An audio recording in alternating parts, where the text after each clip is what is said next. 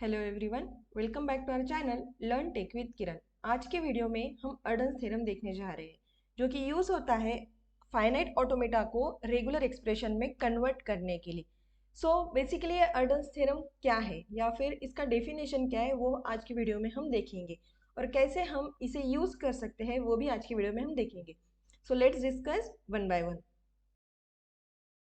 अर्डन्स theorem का definition हमें बताए या फिर अर्डन्स थ्योरम हमें बताता है, अगर आपके पास दो रेगुलर एक्सप्रेशन है which is P and Q, अगर आपके पास दो रेगुलर एक्सप्रेशन P और Q है ओवर एन अल्फाबेट जो आपको गिवन हो गया लाइक 0 1 A और B, if P it means आपका जो पहला रेगुलर एक्सप्रेशन है वो डज नॉट कंटेन, उसमें कोई एप्सिलॉन स्ट्रिंग नहीं है, देन आपका जो इक्वेशन बनने वाला है with the help of P and Q which is nothing but R is equals to Q plus RP।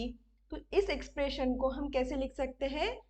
R is equals to Q P का closure. It is something like that, जैसे आपके algebraic equation होते हैं जो हमने पढ़े होंगे in mathematics, that is a square a plus B का होल स्क्वायर। तो आप उसको कैसे लिख सकते हैं? A square plus 2ab plus B square. That is a one law or identity in your mathematic or algebraic equation, correct? So similarly आपको Arden's theorem क्या बताता है, अगर आपका कोई expression which is based on regular expression, आपके पास P और Q दो रेगुलर एक्सप्रेशन है उस, और आपका जो गिवन एक्सप्रेशन है वो फॉर्म में कैसे है?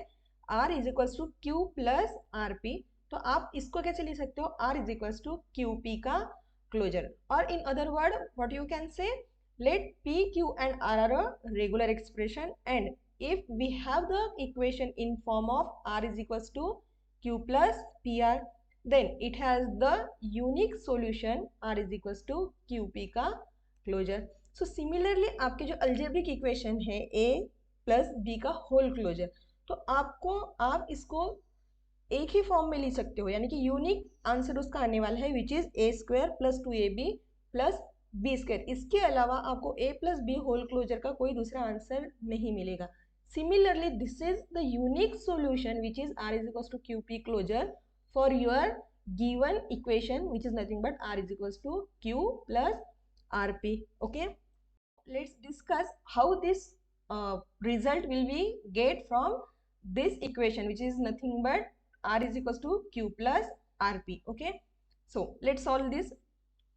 And you can see R is equals to Q plus RP. तो हम सिंपली क्या करेंगे, R को रिप्लेस करेंगे हम गिवन एक्सप्रेशन से। सो आपका एक्सप्रेशन क्या बनेगा? Q प्लस QP का closure which is over here QP closure, correct? आपको दिया हुआ है, और आपका P। अब आपके पास क्या निकलेगा? हमने यहाँ से Q कॉमन निकाला है, तो यहाँ पे आएगा Q, क्या बचे यहाँ पे, क्या रहेगा फिर? Q निकालने के बाद इप्सिलॉन प्लस यहाँ से अगर मैं Q निकाल रही हूँ तो आपके पास क्या बचने वाला है? P क्लोजर और P। सो मैंने उसको ऐसे लिखा है, करेक्ट? नाउ मेरा ये कैलकुलेशन कैसे बना, मैंने प्रीवियसली एक वीडियो आपके साथ शेयर किया हुआ था which is TOC regular expression identities. उसमें हमने ये आइडेंटिटी डिफाइन किया हुआ था कि ये कैसे जनरेट करता है आर क्लोजर को। ओके, अगर आपने वो वीडियो नहीं देखा है तो मैं आपको उस वीडियो की लिंक डिस्क्रिप्शन बॉक्स में मेंशन कर दूंगी, आप उस वीडियो को देखें ताकि आपको समझ में आए ये आइडेंटिटी कैसे वर्क करती है।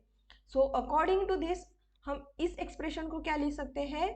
आर का क्लोजर, क्योंकि आपको फॉर्म में किस में दिया है? आर के फॉर्म में, तो आपका यहाँ पे पी के फॉर्म में, तो आप इसको क्या लिख सकते हो? P closure. तो आपका रेगुलर एक्सप्रेशन क्या बनेगा? R is equals to Q P का whole closure, correct? This is nothing but you are proving कि आप इस रेगुलर एक्सप्रेशन को इस फॉर्म में लिख सकते हो। Okay, there is another way to solve this problem और टू सॉल्व दिस सॉल्यूशन। आपने यहाँ पे डायरेक्टली जो आपके आइडेंटिटीज थे डिफाइंड हुए, प्रीडिफाइंड आइडेंटिटीज, उसको यूज किया है। सेकेंड ऑप्शन में हम one by one step by step इसी एक्सप्रेशन को सब्सटीट्यूट करके इस आउटपुट को निकालेंगे। Okay, let's discuss. आपका रेगुलर एक्सप्रेशन क्या है then? R is equals to Q plus RP।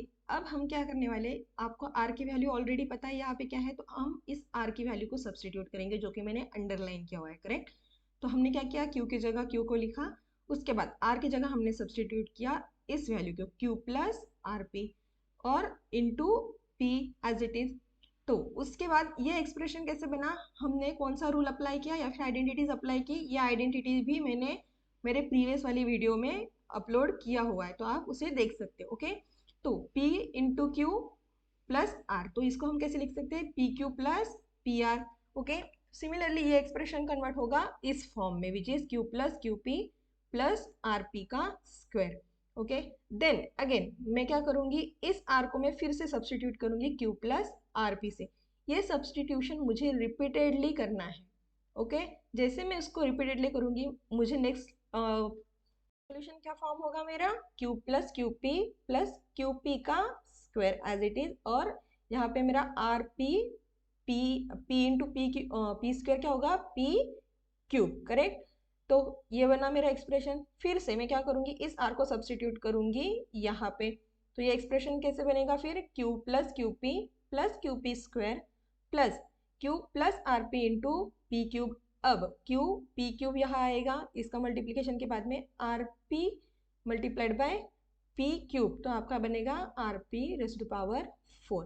Similarly आप n नंबर ऑफ टाइम यहाँ पे क्यू आर को रिप्लेस कर सकते हो। तो जैसे जैसे आपका इक्वेशन बनता जाएगा, आपकी value in the form of q plus q p square, आपकी p की वैल्यू जो है हर बार एक्सपोनेंशियल 1 से बढ़ता जाएगा, करेक्ट। सो आप इसको कैसे लिख सकते हैं, यहाँ पे हमने क्या किया, फिर q को सामने या फिर q को हमने कॉमन निकाला है, तो देन यहाँ पे क्या बचेगा, p का कोई प्रेजेंस यहाँ पे नहीं है। जैसे हम मैथमेटिक्स में अगर कोई प्रेजेंस नहीं है और हम कॉमन वैल्यू निकाल रहे हैं, तो हम क्या करते हैं, उस वैल्यू का रेज़ टू द पावर 0 या फिर एक्सपोनेंशियल 0 देके वहाँ पे लिखता है, करेक्ट। तो मैंने क्या किया, p raise to the power 0, यहाँ से मैं q निकालूंगी कॉमन, तो p या फिर p raise to the power 1, then p raise to the power, क्योंकि मैंने यहाँ से q कॉमन निकाला है, till n number of time you can write over here, correct. So इस एक्सप्रेशन से हमें क्या मिलेगा, q एज इट इज। अब जैसे हमने इन सिंप्लीफाइड वे अगर हम क्लोजर लिखते हैं, इसका मतलब क्या होता है, आप n नंबर ऑफ टाइम वो वैल्यू को ले सकते हैं, तो इसको हम कैसे रिप्रेजेंट कर सकते हैं, p का क्लोजर। सो आपका रेगुलर एक्सप्रेशन क्या बनने वाला है, r is equals to Q P का whole closure which is proven, correct. So that is what you want to prove, right? So this is the way your Erdős theorem work.